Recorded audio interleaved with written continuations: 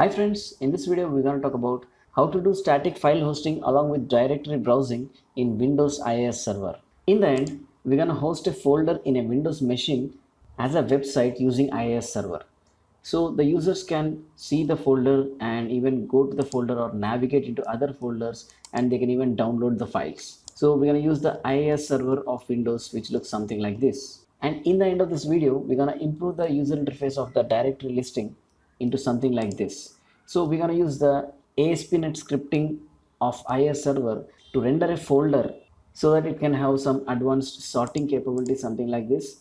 And you can also see the size, the extension type, and you can even navigate into other folders. So let's get started. The content for this video is present in the blog post, and I will leave the link of this blog post in the description.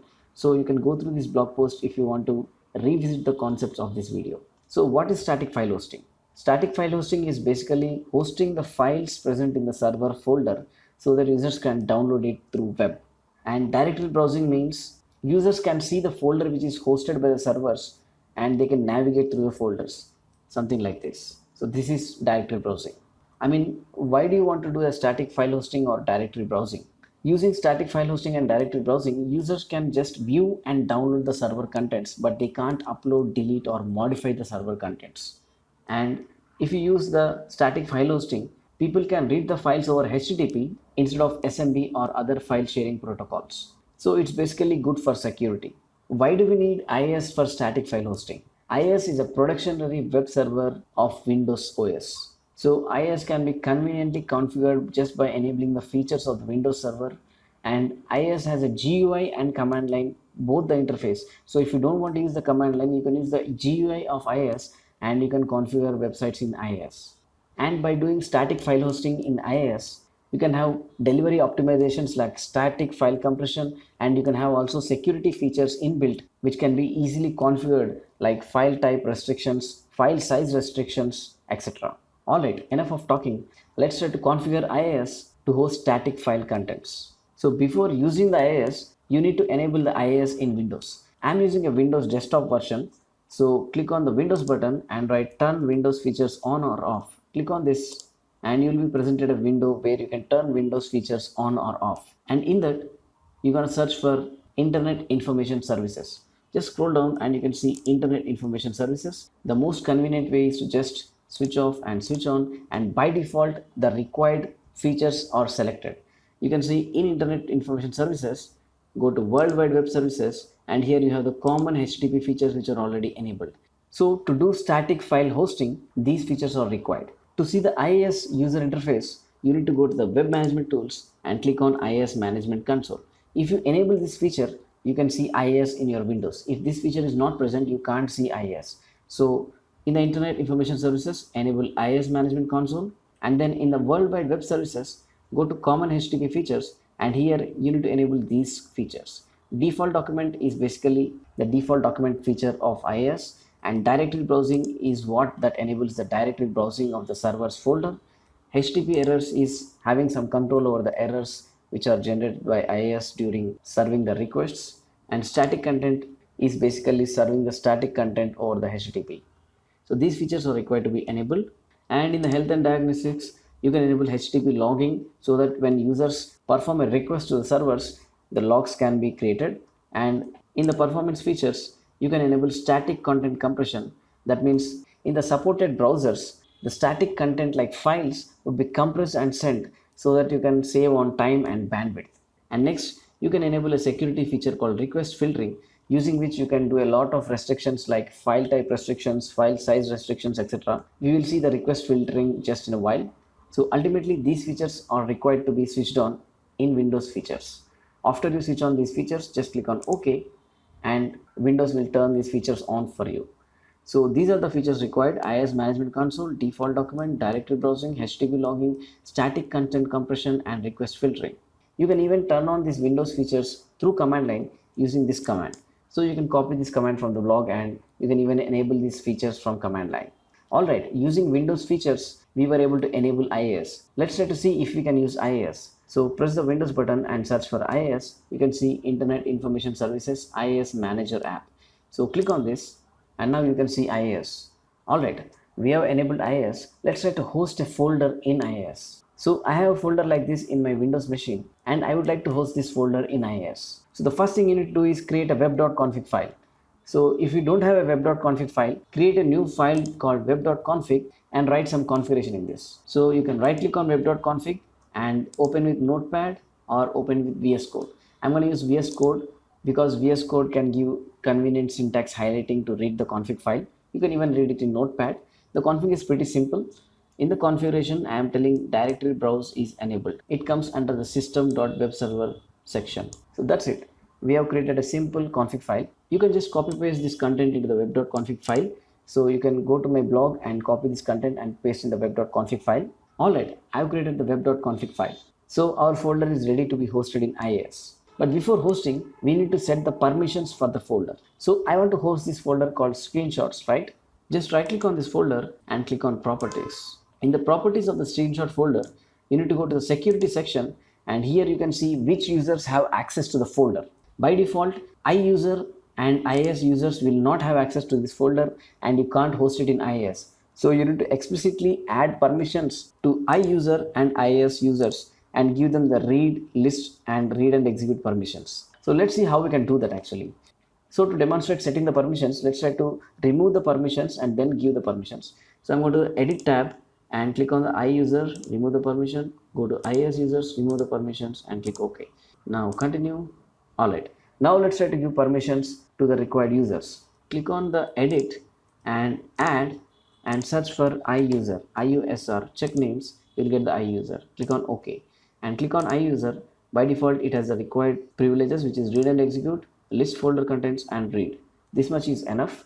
And then you need to add IIS users also, right? Click on add and now write IIS underscore iUsers. Now click on check names and this is actually a user group. Now click OK. So you got IIS iUsers also and it has also the required permissions which is read and execute, list folder contents and read. Click on OK and continue. Now the folder has the required permissions to be hosted in IIS. So click on OK. So we did two things before hosting in IIS, which is creating the web config file and giving permissions to the folder which is being hosted.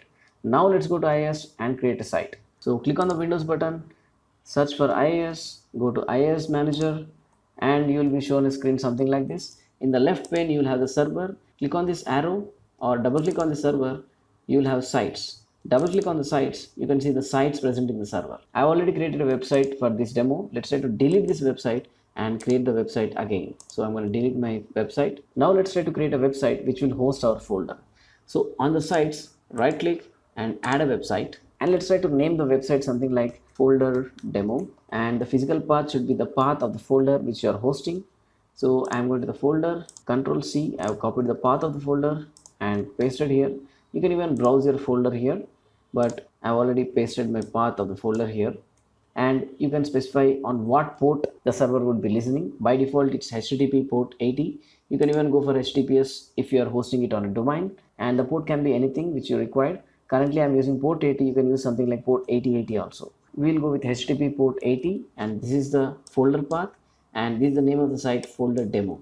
So let's try to start the website immediately. Click on OK, and now you got a site called folder demo. Click on this folder demo, and you can see a lot of features here. Right click on this folder demo, manage website and browse. So we are able to see the contents of the folder in the website. It's that simple to host a static website in IIS. So if you want to control the website, right click on the website, manage website. You can start, stop, restart, or else do some advanced settings, whatever. You can have the controls by right clicking on this website. Let's see the directory browsing feature.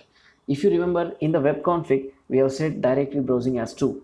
So if you double click on directory browsing, you can see it was enabled and it's true, and you can select what columns you want to show during directory browsing. Suppose I don't want to show the time of the files or folders, so uncheck this and click apply. Now if I just reload my website, I should not see the time of the files. So reload this, you can see only the date and the file names and the size. You can even remove the date and then click apply and then go here and reload. Now you can only see the file names and the file size. Alright, let's try to tick these options again and click on apply. So that was about directory browsing feature. Now let's talk about the another feature, which is the default document. So by default, these are the default documents. So what's meant by default document? So we are using the directory browsing feature, right? That means if you go to the folder, you can see all the folder contents. But suppose you are hosting a website which is just HTML files, and the home page is something called index.html. So if the people want to see the website, they need to go to the address of the website /index.html. But you don't want to see that. You just want to see the index.html as soon as they open the website. They should not go to something like localhost /index.html. So to solve this problem, there is a feature called default document. So click on the website, and here you can see something called default document. Double click on this. You already have a default document entry called index.html. So let's go ahead and create index.html in the folder. This is my folder which I have hosted, and click on right click, new, something like a text document, and let me try to rename it as index.html. And this is a HTML file, right? Let's try to right click and open it with notepad, and let's try to write a h1 tag called hello world. All right, now I created index.html which has hello world in this. And now since I have got default document feature enabled and I have index.html in this folder, if I just reload this, I will not see the folder. I will see the default document which is hello world or index.html. You can even write something like index.html, and even then you will get the same thing because the file was index.html. So you can specify multiple default documents. This is regarding the priority. That means if you have two documents called default.html and index.html, default.html will be picked as the default document. So you can have multiple default documents with priorities actually. But hey, I don't want this feature, because if someone accidentally kept a file called index.html, I will not see my folder. So in that case, you can disable the default document feature of the website. So click on the website, double click the default document, and you can disable this feature. And now default document is disabled, and let's go to the site. And even if you have index.html, it's not shown because I've disabled the default document feature of the website. So that was about the default document feature. And now let's talk about the very important security feature, which is request filtering. So if you click on the website, there is an option called request filtering. Double click on that, and you can see a lot of file name extensions, rules, hidden segments, URL actions, HTTP verbs, headers, and query strings. So you can do a lot of rule-based filtering of requests using the request filtering module. The first tab is file name extensions. You can see by default, for security reasons, IIS has created a lot of file name extensions and marked them as false.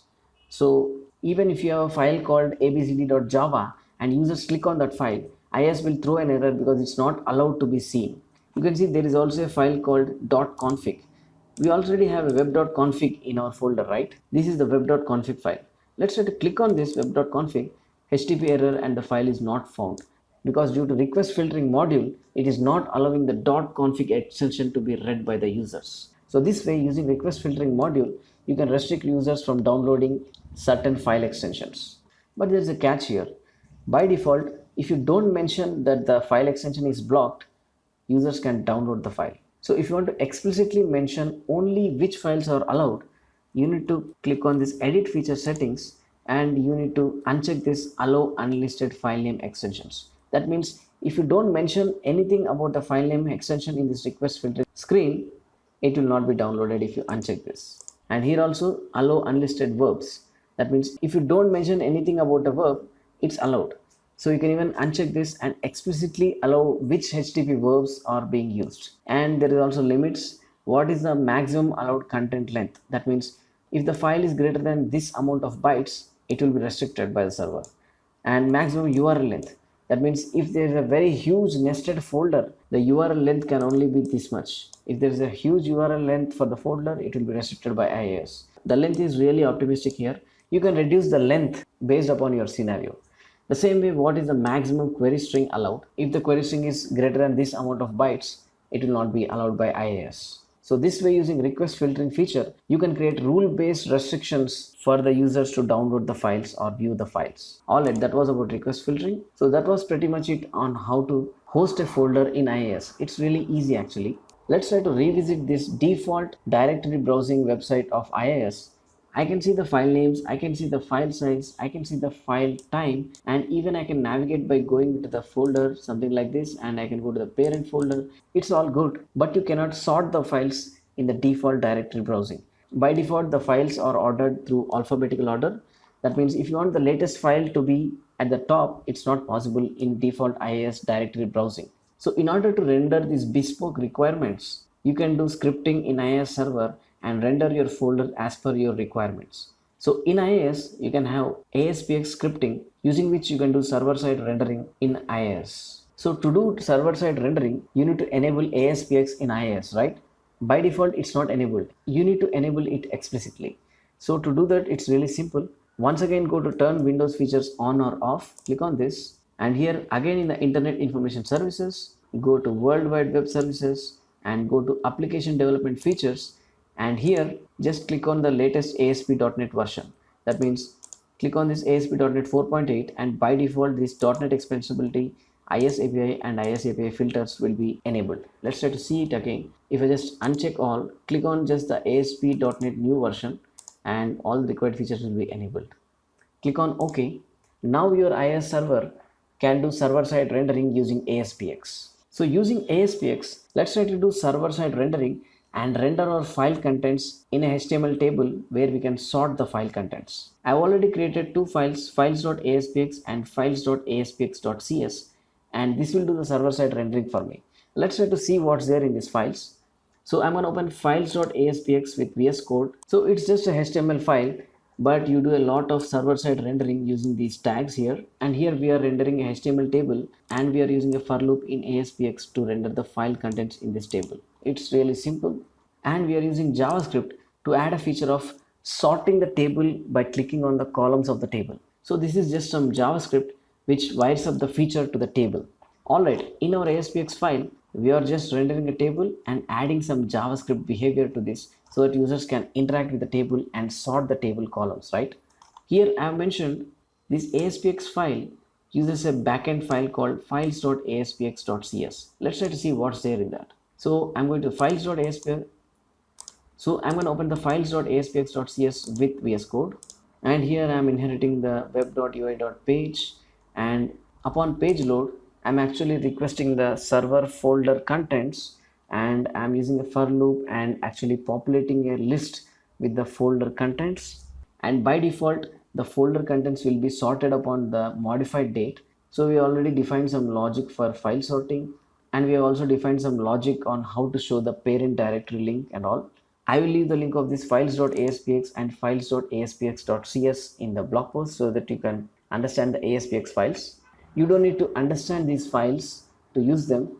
Just copy these two files, or just create these two files, files.aspx and files.aspx.cs, and place them in our server folder. So reload the server and you can see files.aspx and files.aspx.cs. Click on files.aspx, and since we have used server-side rendering in the aspx file, the server has rendered the folder contents in this HTML file. So you can see the folder contents in a HTML table, and if you click on the last modified, you can do some sorting. You can sort on name, you can sort on the file types like file or folder, or you can even sort by extension. You can sort by the biggest size files. So using server-side rendering, we are able to create our customized directory listing. Alright, if I go to localhost, I will see the default directory browsing. If I go to localhost /files.aspx, I will see a better directory browsing. But I want the users to see files.aspx by default. Remember the default document feature? Let's try to use that now. So in the IIS, click on the website and now go to the default document module. All these files are not required. I just want files.aspx. So I'm going to click on each default document, remove this, click on yes. So I have removed all the default documents. Let's try to add a default document. Our file name is files.aspx, right? So I'm going to write files.aspx, click on OK. Now the default document is files.aspx, and it was disabled, right? You need to enable the default document if it is disabled. Remember this. Click on the default document feature and make sure that it's enabled. In my case, it's not enabled, so I'm clicking on enable. Now I have the default document feature enabled, and the default document is files.aspx. So click on the site again. Now our site is ready with the default document called files.aspx. That means if I go to the website and if I even remove the files.aspx, I should see this page. So let's try to delete the files.aspx and just go to localhost, click on enter. Now even if there is no files.aspx mentioned, since we have the default document, by default we are seeing a better directory browsing with more information and sortable columns. So in this way, using the aspx scripting and the default document feature, you can modify the directory browsing look and feel. You can even add icons beside your file names or directory names, just like Windows Explorer. But to make this simple, I did not add icons. You can even modify the look and feel or the colors as per your requirement, because ultimately we are using just aspx file. You can do all the type of styling, spacing, etc. as per your requirement. So that's how you can use aspx to render directory browsing as per your requirements. So you can even navigate to the files. If you click on abc, you will go to the folder called abc, and if you click on the file, you can see the file in a new tab. If you click on the parent directory, you will go to again the parent directory. I have missed one more thing, which is hiding the files from the server. I don't want to show this web.config file. I don't want to show this files.aspx file. So how can I hide these files? It's really simple. Just click on this file, right click and properties, and click on the hidden and click OK. So the file is hidden. The same way, let's try to hide files.aspx.cs. I have selected these two files, right click, properties, enable hidden, click on OK. Now these three files are hidden, and once again let's try to reload this page, and now you can't see web.config files.aspx because they are hidden. So it's that simple to hide files from the server. Just right click on the file and mark it as hidden. You can't see the file in the browser. So that's it guys. This is how easily you can do file hosting along with directory browsing in Windows IIS server. You can see I've created a blog post on how to do this. I have given you the notes, screenshots, and even the web.config and the files.aspx files, so that you can copy paste and practice it in your own computer or your server. So please be sure to check out the link of this blog post in the description of this video. I've also given you the references to the official documentation so that you can do further reading about static file hosting in IIS server. Please ask questions or post your valuable feedback in the comment section. Hope you like this video guys. Thank you for watching. Peace.